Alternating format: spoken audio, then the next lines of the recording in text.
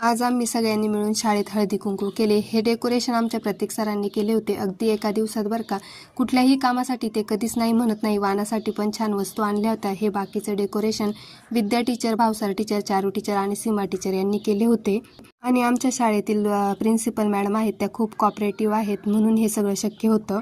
एका दिवसात सगळं मॅनेज करणाऱ्या आमच्या चारू टीचर होत्या. सगळ्या टीचरांची युनिटी होती, म्हणून हा प्रोग्राम छान पार पडला. सगळ्याच टीचर अगदी छान तयार होऊन आल्या होत्या. सगळ्याच मस्तच दिसत होत्या. आमच्या शाळेतील या प्रिफेक्ट गर्ल्स ज्या आहेत त्या ऑलराऊंडर आहेत. कुठलंही काम सांगितलं तरी आनंदाने करत असतात. सूत्रसंचालन चारू टीचरांनी केले आणि कायम हसतमुख असणाऱ्या आमच्या सीमा टीचर हळदी कुंकवाचं ताट घेऊन तयारच होत्या.